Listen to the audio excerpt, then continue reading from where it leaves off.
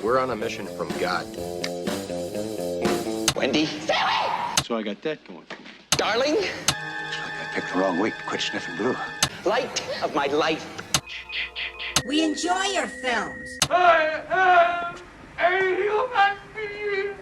I thought they smelled bad on the outside. Welcome to Vintage Video, where we're rewatching the 80s so you don't have to. We'll be reviewing every major film release of the 1980s in real time. I'm Patrick O'Reilly. I'm Jessie Bayless. And I'm Richard Wells. And today marks the 40th anniversary of the release of The Private Eyes on April 17th, 1980. It was written by Tim Conway and John Myhers, and Mel Brooks and John Grant and a bunch of other people if you want to include the borrowed jokes. It was directed by Lang Elliott and released by New World Pictures, headed at the time by Roger Corman. It was their highest grossing release of all time while that company existed. Sequel about capturing the Wukalar was planned and scrapped, thankfully. Yeah.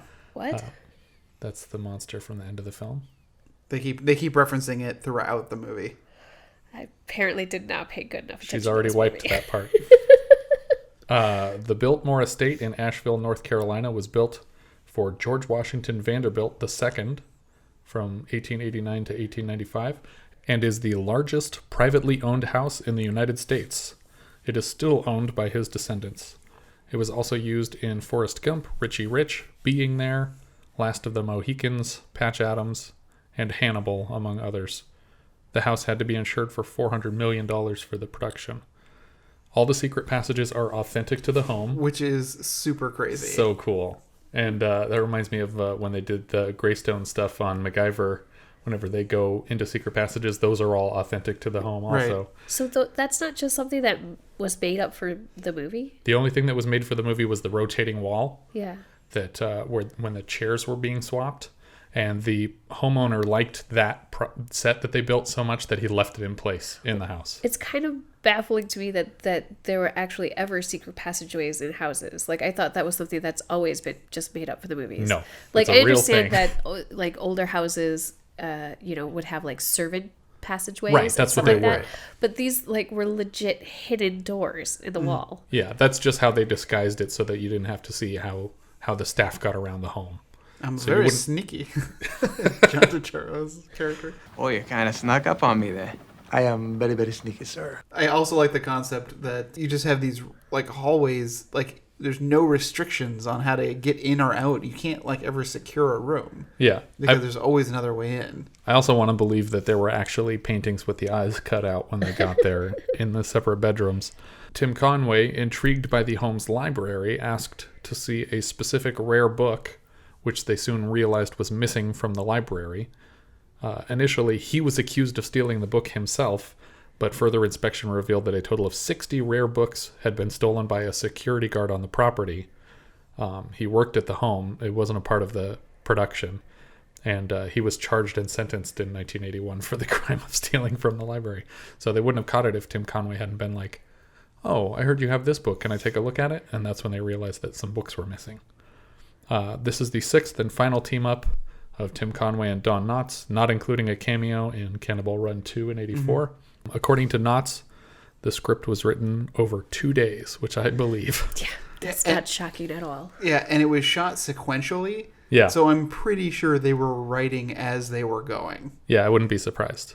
So we start the film outside of this mansion where the Morleys, Randolph and Victoria, are getting into a car at night. At first I was certain that this was Maggie Smith. Oh, okay. But I was like surprised that like, oh, this is 1980. Maggie Smith was still really young, but she sounds like old Maggie Smith. That's fun. I had the exact same thought, actually. Well, she would definitely play that part if they remade the film today. Yeah, except that this part lasts all of like 2 minutes. Right. Which is all this movie would be worth of Maggie Smith's time. That would be her entire budget. That's how much they could pay for her. While they're sitting in the car, Randolph at one point says, "All's well that ends satisfactorily." All's well that ends satisfactorily. Which is a clue moving forward. And a huge spoiler. Victoria is strangled while Randolph is in the house looking for something. Yeah, he goes back for his smokes. Right. And she corrects him like, "Oh, you're not saying it correctly." And I was like, is he like a spy? Are they like sleeper agents and they haven't quite adapted? Because I had no idea what was going on in this movie. From like I had know nothing about this movie. So I was like, are they like undercover spies and they don't quite have the parlance right or something like that? Yeah. But I don't get why it was even a plot point to bring up. Yeah. But he comes back with them and she's dead in the passenger seat, which here we call the driver's seat. Yeah. And he is struck in the back of the head with a pipe and knocked unconscious. And then their Rolls Royce is basically stolen and driven into a lake, which almost killed the stunt driver because there was a person behind the wheel of the car and it was supposed to get pulled back out of the lake immediately. And it got stuck in a bunch of mud and they couldn't get it out of the lake, so he had to get out of the car. And then a newspaper headline announces the deaths of Randolph and Victoria Morley. And then we move into this really half-assed animated credits sequence that it feels like it's trying so hard to be Pink Panther, but it's just the same joke over and over and over again, which is this hooded Grim Reaper figure pushes a bomb to them and then it explodes, but they never even react to the explosions. They're just kind of like, oh, the bomb went off, let's reset. And it just happens over and over again. I think that this title sequence gives it, I mean, as well as some of the look at the rest of the movie, it feels like a much older movie than it actually is. For sure, yeah. It feels like, early 70s type of movie. And I think that's why it's the last one that they did together, because I think even when they were sitting down to watch this movie, they were like, oh, these are done. Like, people didn't like this one. They liked it enough. It made like 9 times its budget back. Right, but the budget was almost nothing to begin with. That's true. There is a quick clip in that animated intro where someone like flips a painting over and on the back it says the shadow was here, which at the time I thought was just a dumb joke about like the shadow, like the radio program, but they start referring to this character as the shadow over the course of the film, this hooded figure.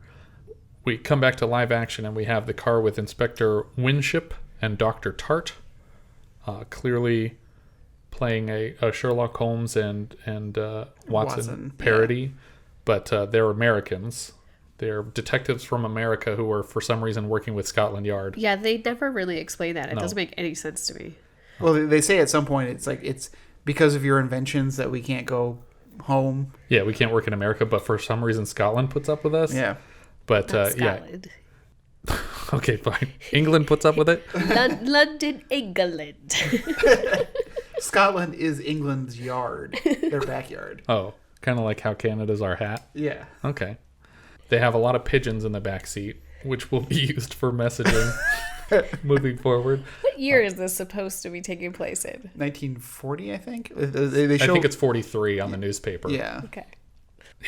Tim Conway pulls out the time gun, which is one of his inventions that has caused problems for them, and he's waving it around. It's a gun that it doesn't shoot people through time or anything. It just fires a bullet every hour as long as the loaded. safety isn't on and it's loaded. Yeah. And we promptly get a shot through the passenger side window of this car. By the way, better turn it off. It's almost 3 o'clock. And then I like Tim Conway just sort of like pulling the panes of glass out of the window and like pushing it into the road. I think I waited the entire movie for that to have a significant payoff because it returns, but the payoff is never good enough for it's this not quite joke. Chekhov's gun. It's just kind of the time gun. Yeah. Because it would have been a great thing if like someone had like it's like I'll just hang on to this and then shoots themselves later. Or like on. at the last second, like it looks like they're about to die, and then someone gets shot, and they're like, "Oh, this thing's still on. I thought I turned it off."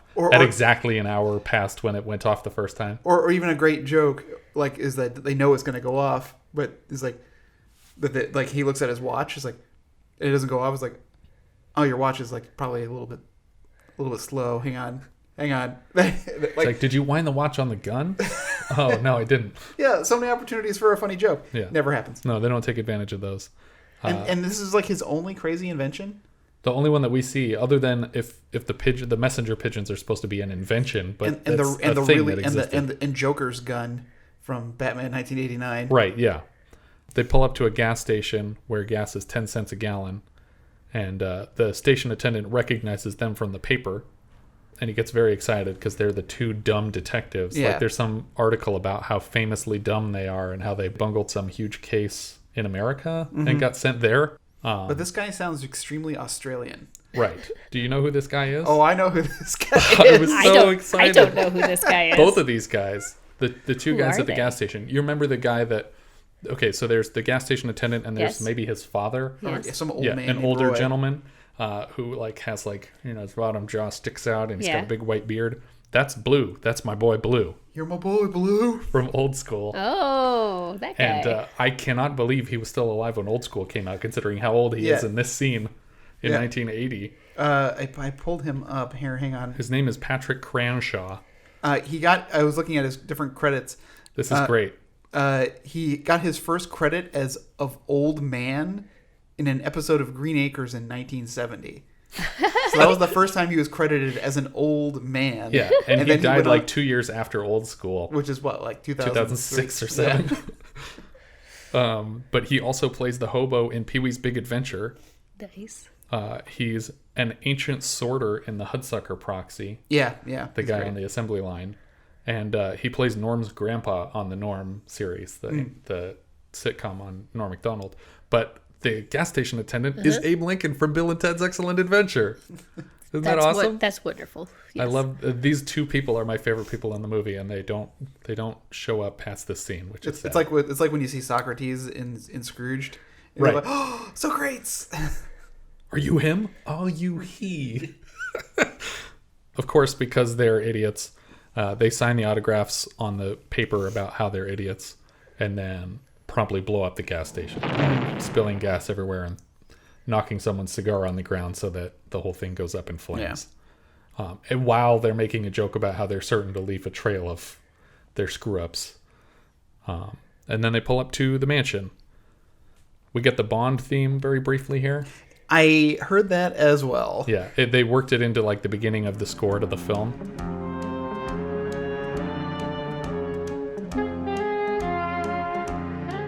So it comes back on and off, but this is the first note of it that we get. The butler brings them into the home, but then attacks Tart every time he mentions murder. It's his trigger word. Yeah, it's a hilarious recurring joke that's not funny at all. It's not funny the first time, and it gets progressively less funny. The only way to stop him is to beat him. Yeah, either smack him across the face or literally knee him in the balls. Also, like, once again, the joke never really has a payoff. No, it doesn't. So you would think they're setting something up by the fact that this keeps reoccurring, but it literally goes nowhere. Yeah, and they also don't explain his aversion to this word at all over the course of the plot of the film. Except that he was accused of killing his family. Right. So anytime he's heard the word murder in any context since then, he was gone crazy. Yeah. Okay. Well, this woman comes out. What would you say this woman's job title is? She's a member of the staff of the... Well, I think she's credited as Nanny. Okay. She's the nanny to two old people. Yeah. Interesting. Well, it's not the weirdest cast of characters that they have. No, but I'm just saying, like, when I was going through it, I was like, oh, is this like... This is the groundskeeper? No, it's not the groundskeeper. There's a groundskeeper character. Is this a maid? No, it's not the maid. Who is this person? What is her title? What does she do for the house? Is she the chef? No, she's not the chef. There's a chef. So I'm not clear what The this chef. what this woman's official title is, but she's the one who keeps slapping and kneeing the butler in the balls so that he will stop freaking out about the word murder. They present a letter signed by Lord Morley after his death asking him to investigate his death. Mm-hmm. It's not a joke, it just doesn't make sense. Then they steal the walk this way joke because the butler got kneed in the balls and he says walk this way and he sort of limps off screen and then the other two limp off screen to follow him. We see a hooded figure watching from behind a hidden door in the wall. Very obviously watching. Yeah. Like later on they use the old eye behind the painting gag. But here it's clearly in view of everyone. Yeah, he's just leaning in a doorway. Yeah. They're introduced to the mistress, Randolph's mistress, and she says that she's the sole heir to the fortune, but if she dies, that the staff gets to split the money. She's not the mistress She's just the mistress of the house. of the house. Yeah, like head of household type So thing. she's cheating with the house. Yes. Got it. Now I understand it completely. Anyway, she's the sole heir to the fortune, and if she dies, then the staff gets it. Tim Conway decides he's going to send a message to Scotland Yard. This is the only time I laughed in the movie. This I is think. a really solid joke that actually got me. He takes out a pigeon, he writes the message, and then he goes to throw it out the window. But the window is shut, and he throws a live pigeon through a plate glass window. Better send it off to the yard and let them know we're here. And then we see it, like, disoriented. It can't even fly anymore. It probably broke its neck. No, they probably just drugged him or something. Yeah, no, I don't know. That was pretty upsetting. Maybe they just threw it through a plate glass window. But either way, it's funny the way it wobbles around on the ground afterwards. At Vintage Video, we do not condone the harming of animals for the making of films. Correct. I'm ironically enjoying Only when it was funny. Yeah. Only before they put a disclaimer at the ends of films. Which didn't happen until, I think, 83. The two detectives move into Morley's office, where they find something in the trash. It's the newspaper. It's the article about how dumb they are. Yeah. And how they screwed up the case. The implication being, I think that someone read that article and then sent them the letter to hire them after reading about how dumb they were. Like, they specifically wanted 2 bad detectives on the case. Mm-hmm. They move through the hidden passageways. Yeah, they find a walk-in humidor. Right. And they go to grab a cigar, but there's a dog locked up inside, and the dog scares them into tumbling backwards through the first secret door. Right. And as they're moving through this passage, they find Santa's skeleton. Don't know what was happening. I think here. the implication is that Santa actually died in this chimney. Yeah. And they fall through the chimney and roll out into the living room. Well, a bomb, a classic cartoon-style round bomb with fuse rolls out. But it doesn't actually injure them in any way beyond just like pushing them down this chimney, and they roll out of a fireplace into the middle of a living room where they meet the entire staff of the property, which is surprisingly few people for how big this place is. Right. But each one of them is just insane. Yes. So as we're moving through, I think the first person we meet is the chef. Maybe. I have them all listed. Okay. But I don't have them in any particular order. So the chef is an Asian stereotype. It's actually at least played by a Japanese person. Yeah, but I just feel so bad for him. Yeah. Because it's just everything that's wrong with everything. And I feel like they saw Murder by Death and they were like, oh, those kind of jokes are okay. And it's like, no, that's the point. You have to do it exactly right to make it clear that you're making a joke about how they use those characters in old movies. Right. And here it just feels like you're trying to make jokes about Chinese and Japanese people. I felt like that throughout the entire movie, that they saw Murder by Death and they're like, we could do that. Yeah. And then they really didn't do that. Yeah. So the chef is the first person they meet, and he's basically like a crazy samurai on top of being the chef of the house. We meet the maid, who is like this classic French maid. Yeah. She's wearing the French maid outfit. She's like blonde and has a French accent. We meet the groundskeeper, who's like a crazy old Scottish guy covered in dirt. He's a gypsy. Oh, right. He's a gypsy. That's right. A Romany, if you're going to be more politically correct. We meet the chauffeur, I think, is one of the people. I don't have a chauffeur on here. I have the chef. I have the groundskeeper Tibet, the gypsy. Hilda, the maid. What is Jock's job? Jock is... Oh, maybe he is the chauffeur. I think he was the chauffeur. But he's like the Hunchback of Notre Dame. Yeah. Kind of... And he's clearly supposed to be like Jacques, like it's a French name, but they just call him Jock. And he's credited as Jock.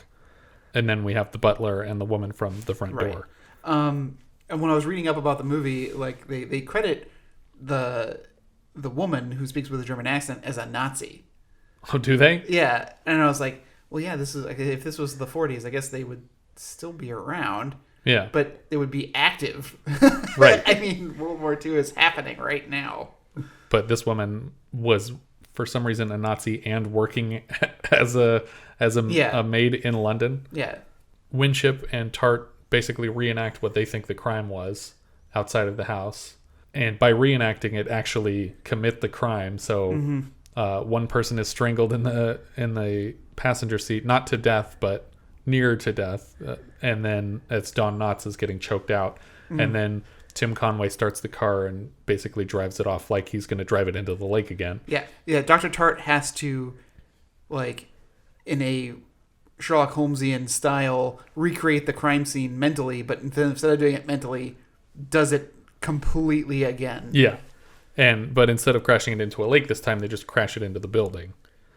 And Don Knotts makes a huge leap of like, oh, so he was strangled, he was struck over the head, and the killer stood on the running board and drove the car into the lake. It's like, how did you deduce any of this? Yeah. I guess we're just trying to move the plot forward. Yeah, we're just trying to say, we know exactly what happened in that scene. So just take it at face value that we know what happened in that scene. Okay, moving forward, we have the maid is cleaning a hallway when a hand reaches out of a hole in the wall to poison a drink on a cart that she has. And she moves to serve the PIs a drink. And they take it, but whatever it was in the drink is like making it bubble. Mm-hmm. And so before they even take a sip of it, they're like, oh, that's weird. The drink is bubbling. And they're like, oh, you probably just have to stir it to calm it down. And they put a spoon in it to stir it. And it totally like, it's like acid basically. Yeah. And it eats through the whole spoon and he pulls it out and it's just a spoon handle. So maybe we need to cover this later when we reveal who the killer actually is. But I'm confused as to who invited them here. Okay. We can... I think I know who invited them. Yeah, I believe I know as well. Okay. We can wait till the big reveal. Well, I just want to make sure that it makes sense. I think there's still going to be some big holes. I just doesn't make sense to me that the killer is trying to kill them in this scene. Like, do they need to be gotten out of the way? I don't even think if they're bumbling idiots like that aren't really going to solve this case. Aren't they supposed to just fulfill their job of not solving the case and leave? Why invite them at all if you didn't want them to solve the case? That's what I'm saying. Yeah. I don't know. There's problems with it. We get a second pigeon message. This time it's thrown out of a real window that is open, but it is immediately struck by lightning. I thought it was shot. I think it's shot. I just assumed that the killer shot the bird to prevent the message from leaving. Oh, maybe. There was a scene where they talk to the chef and he just keeps like gesturing. He's like chopping things with his samurai swords on the table, and they have this horribly racist, just like they constantly bowing and.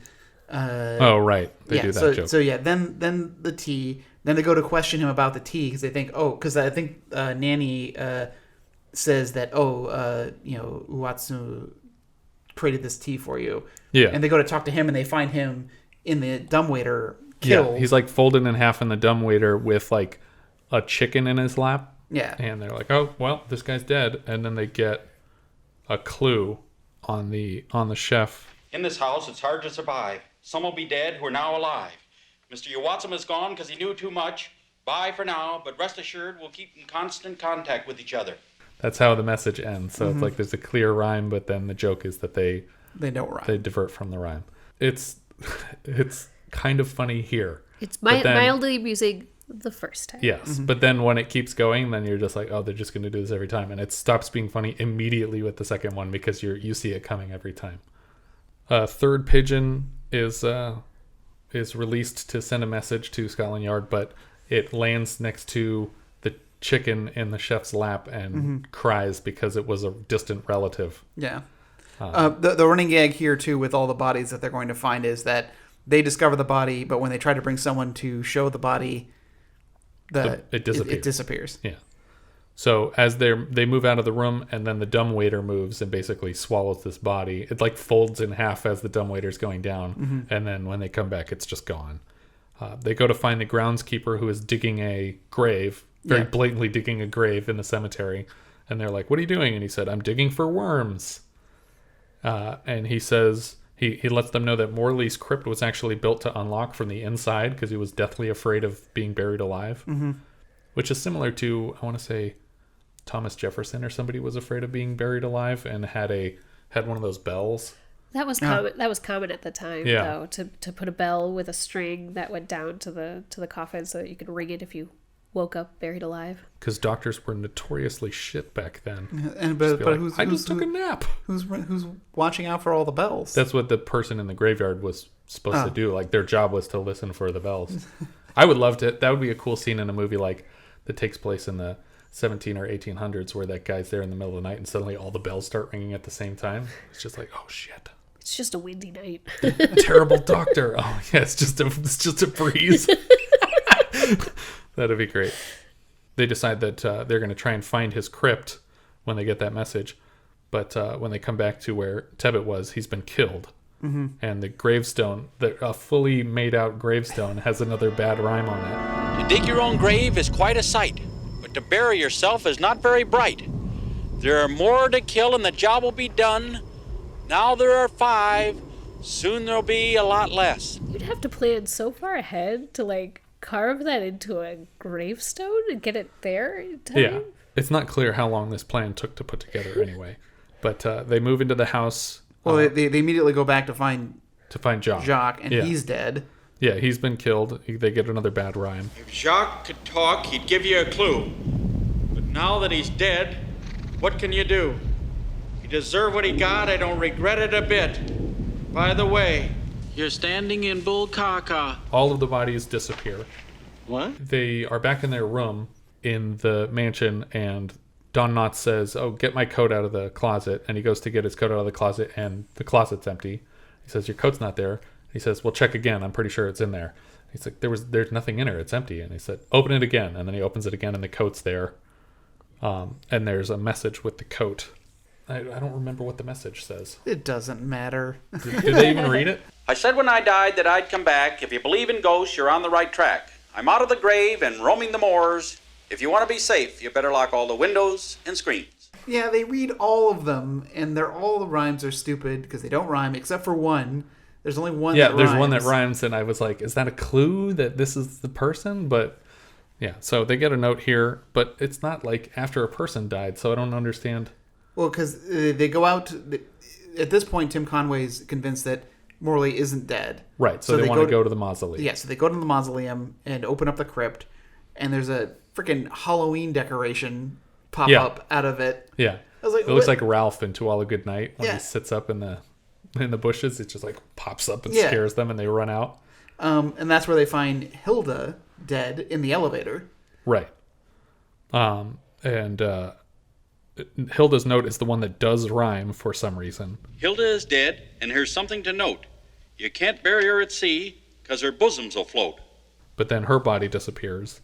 And they find another passage, which they follow to the heiress's room, and they start watching her undress through holes in a painting. Mm-hmm.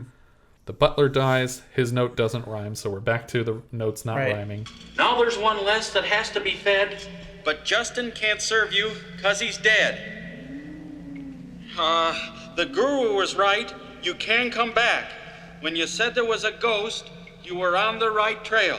Tart is killed? Because they're moving through a passage and they find the butler's body in a chair. Strangled by a cuckoo clock. Right. In which he deliberately set to midnight so he could get the bird out and kill it. Yes. And this is the wall that rotates. And it rotates back around, and they leave Tart sitting in the chair strangled, and it looks like he's dead there also. But it turns out he's not dead. It just almost killed Tart. Yeah. For no reason. Then the last staff member dies, the woman who's been kneeing the butler in the balls. So basically the only person we have left is the heiress that we know of. Mm-hmm. And then presumably there's the corpses of the Morleys that we know at least one is not in its grave because there's the Halloween decoration in there instead of a body. We get a joke that I preferred in Ernest Scared Stupid. Our two detectives follow the clues to a trap room where they're almost beheaded, but then they get dumped through a garbage chute and squeezed into a block of trash, which I think Ernest P. Worrell did best because he's like walking around with the block of trash around him. But again, nothing happens to them. These guys are not killable. Yeah.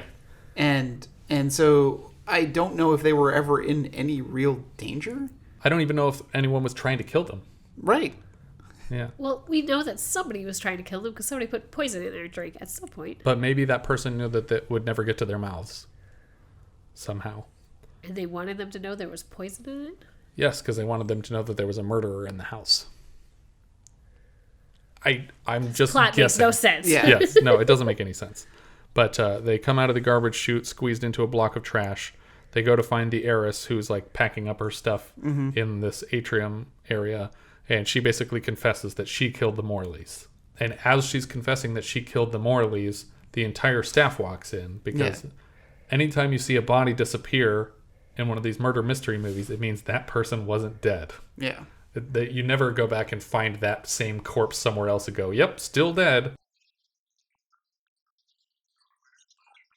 It's always because the person was alive and they had to hide the body before someone could check and see that it wasn't dead. Basically, they are thanked by Randolph for getting the confession from her. Yeah, so Morley is alive. He is the Shadow, or at least was the Shadow sometimes, because in his flashback, he sees Phyllis as the Shadow. Right. So maybe the one who poisoned the tea was Phyllis as the Shadow? So this is why I'm super confused about this. Because, so Morley set this whole thing up, but he didn't set it up until after his wife was killed. Yeah. So, or he knew it was coming and set it up before his wife was killed. And was totally okay with the wife getting killed in the process. Apparently, because he faked getting knocked out and driven into a lake. No, he said when they explained the whole thing, he said he woke up and he got out of the car, and then he knew that everybody would think he's dead, and he had to plot to reveal that she did it. Okay. So, which means he set this whole thing up in a matter of probably days to get them here. So I assume he wrote the letter to get them there. I thought he wrote the letter before his wife was even killed. No, see, I'm more with Jesse. I think that he wrote it that night. Yeah, he walked sopping wet back into the castle and wrote the letter. Okay, got the staff together. Said, "Hey, Phyllis has tried to kill me. Here's the plan." But Phyllis doesn't know that someone's killing the staff because she doesn't even seem to know that any of them are dead. Correct. She's just confessing to killing the Morleys. So what's the elaborate point of killing all the staff? The only point would be to confuse the two detectives that you hired to get the confession? I'm assuming that this is like a Harry Crumb situation in which that they're just so infuriating that she just was like, yes, fine, I did it. I killed them. I'm sick of you two. Yeah. Either way, I don't get it. And the motivations don't make any sense. Yeah. And the timing doesn't make any sense. But they're rewarded with a large sarcophagus that we saw in one of the passages that they were sneaking through. And as they're driving, they continue their discussion of the Wukalar, which is a large pig-faced man creature, which then rises from the sarcophagus predictably and attacks them in the car. And they drive it off the side of the road. The end. That's this movie. So yeah, that was rough. It was pretty bad. Director Lang Elliott, not a whole lot. He's currently working on a Cujo sequel or reboot. It's called Cujo Canine Unit Joint Ops. Sounds like garbage to me. I hope that is a Stephen King approved story. Well, it has to be, right? Is there anything that's not Stephen King approved other than Kubrick's Shining? This was written by Tim Conway, as we said before, who appears in the film as Dr. Tart, and John Myhers. John Myhers played Doyle in The Prize Fighter with Conway and Knotts, which he also co-wrote with Conway. Conway obviously was in the Apple Dumpling Gang movies with Knotts. He came back 3 years later for a TV series called Ace Crawford Private Eye that might have been like he was disappointed with how this film turned out and he wanted to come out and do a Private Eye show. But the show didn't last for very long. But he's probably best known as Barnacle Boy on SpongeBob SquarePants. Yes. And also The Carol Burnett Show, but mostly SpongeBob. Don Knotts was Inspector Winship, who you probably know from The Andy Griffith Show or Three's Company.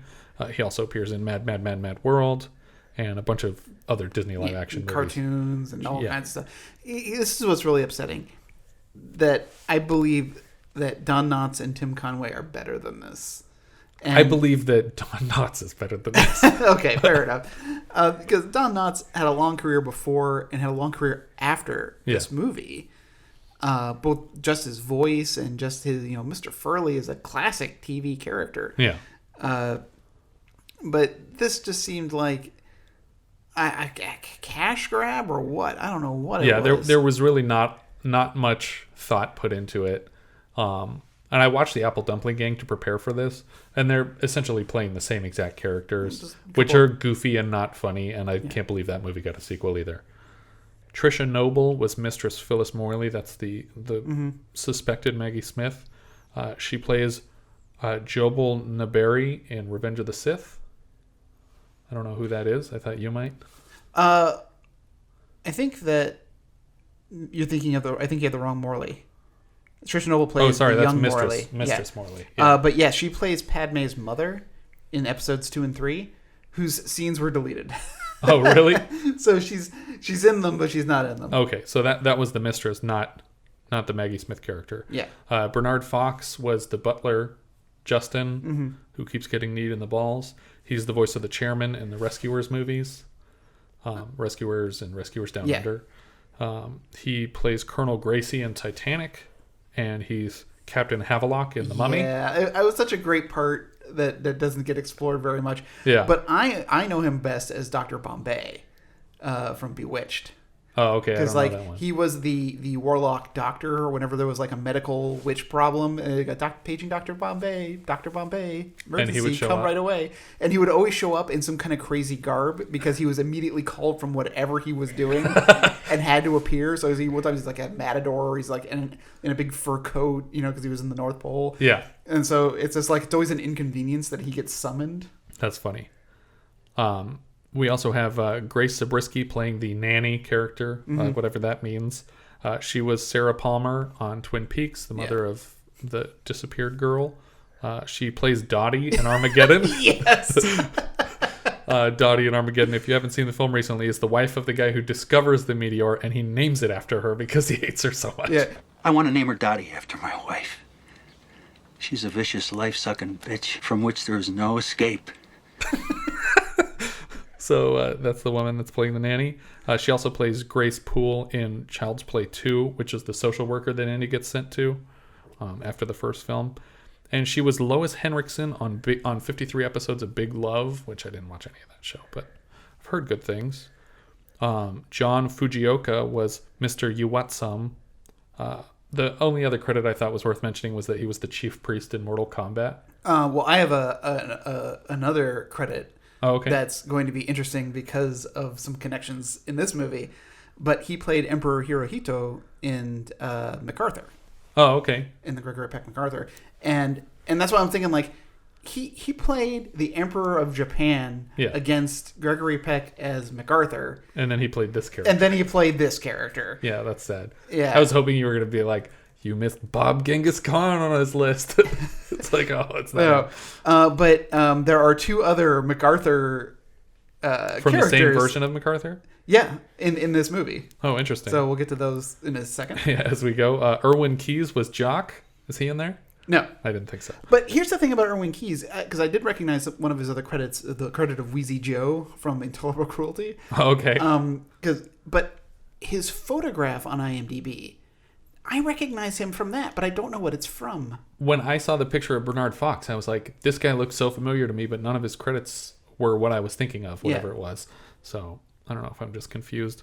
But here, for Jock, I had that he was one of the police in the Warriors, and he's also Joe Rockhead in the Flintstones movie and Flintstones Viva Rock Vegas, which not a lot of people were in both of those. Yeah. So interesting. Fred Stuthman played Lord Morley.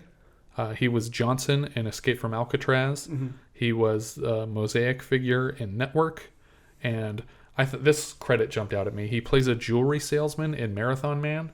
And I was like, I know a jewelry salesman in Marathon Man. Do you know who Harry Gause is? No. He did the voice of Captain Murphy on Sealab 2021. Oh, okay. Yeah. His only live action credit is as a jewelry salesman in Marathon Man. And I was like, they must have just been co-jewelry salesmen in the one scene of Marathon Man. But as soon as I saw it, I was like, oh, he got to work with Captain Murphy from Sealab. That's awesome. Well, he also played General Bradley in MacArthur. Okay. So it's another one of them. That's the second MacArthur connection. We already mentioned that Robert V. Barron was Abraham Lincoln. Be excellent to each other and party on, dudes. But he also played a POW in MacArthur. Did he really? I was like, wait a minute. Now I have to go through every one of these and see if there's any more MacArthur references. That's funny. And yeah, we talked about all of Cranshaw's credits. And then the last credit on here that I have is Russi Taylor. Yeah. Oh my God. I was so excited and so sad at the same time because she just passed away. But she's probably best known as Minnie Mouse. Yeah. And her husband was Mickey Mouse for a really long time. And Martin Prince. Right. Martin Prince from The Simpsons. She also did the voices of Huey, Dewey, and Louie on the original DuckTales. Oh, and she was Webigail? And Webby, and she's also Penny Tompkins on The Critic. And she was Gonzo on the Muppet Babies. And this was her very first feature. And she was only used as the voice of the doll. Listen up, dummies. The help is all gone. The house is bare. Now you know a shadow lives there. There is one left to die. Then my job will be done. I like killing people. It's a lot of kicks. Yeah. She had like 2 other credits before this. Yeah. It's essentially like this is her start. Yeah. And after this, it was all uphill. But it's funny because like... That's not saying much. Yeah. Well, how do you go downhill from that? But she was uphill all the way to the end of her life. Yeah, that's true. I mean, she just was never not working. Yeah. She was even in the new DuckTales. Was she really? Yeah, she played young Donald Duck in a flashback. Oh, was that just in the first episode when he's dropping them off? No. It's much later because it's more the connection with Della. Because Donald was in the first episode, but you're saying he was like... Donald's in almost every episode. Oh, okay. But there's in the second season, there's a whole bunch of stuff about Della Duck. Huey right. Donnelly's mom. You played that song for me that she sings. And there's a time travel episode. Oh, okay. Where I think it's Dewey travels back in time and sees Della and Donald when they were kids. Right. They have to collect all the stones so that they can bring everybody back. And Russi Taylor is playing the voice of young Donald. Right. That makes sense. Well, she's great. I love her. It's funny that my 3 favorite people in this movie are Patrick Cranshaw, Robert Barron, and Russi Taylor. Yeah. Jess, what do you think on this? Up or down? It's a big down. Yeah, it's down. Yeah, it's a pass. That's a no. All right, Jess, you want to kick us off here? Yeah, so I'm gonna put this pretty low to the bottom. It's gonna be, I think, 4th from the bottom for me right now, which is between Serial and A Small Circle of Friends. Okay. Mine is above Serial, but below Forbidden Zone. So Forbidden Zone is moving up. All right. It's getting away I'm from that bottom. for it. But you put it above Serial also, right? I put it above Serial, Oh, yes. you did put it above Serial. Yeah. Okay. Yeah, no, it was above Serial, below A Small Circle of Friends. Okay. And I'm actually going to do the same thing. Above Serial. And you know what? No, I'm putting it below Serial. This is going between Serial and Defiance for me. I think that's about it for this one. If you guys have anything you'd like to share with us, we are Vintage Video Pod on Twitter, Facebook, Instagram, and Letterboxd. Or as we've said before, you can find each of our full movie rankings for the year. We can also be found at vintagevideopodcast.com. Please consider rating us on iTunes to help people find the show. And if you take the time to leave us a review, we will thank you personally in an upcoming episode. If you're feeling especially generous, you can support the show through patreon.com/vintagevideopodcast. Thank you for listening, and I hope you'll join us next time when we will be discussing Folks, which IMDb summarizes thusly. When terrorists take over 2 oil rigs and threaten to blow them up if their demands are not met, an eccentric anti-terrorism expert volunteers his unique commando unit to stop them. I would say that's almost accurate. Very nearly. Yeah. We leave you now with the trailer for Folks. He's a master strategist. I am telling you how to save the lives of 600 men. Demolitions expert. Get onto the diving section. Tell them I want a wetsuit and a berry gun. And he doesn't need a license to kill. Except for a slight squelch when entering the flesh. They do not make any noise. Roger Moore fights against time and terror as Folks. Have I ever let you down? No. What's he like? Very odd. Cheers. On the other hand, I suspect that you picked the right man for the job. A wise decision, I assure you. The target. We're taking command of this ship, Captain. Nobody's going to get hurt if they do exactly what they're told. The plan. We want the British government to pay us a ransom. If anyone takes any action against us, everything goes up immediately. The mission. If I say I will get my men to the wheelhouse unobserved, I will do so. The man. Yesterday, one man completed the exercise. Today, you will all complete the exercise.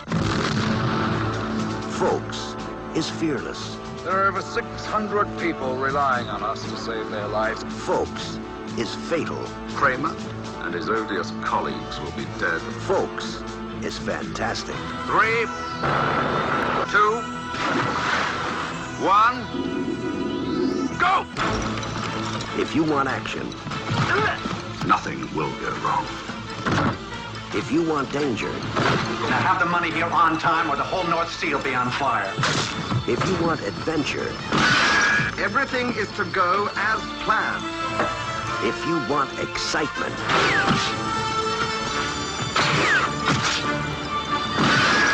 you want folks.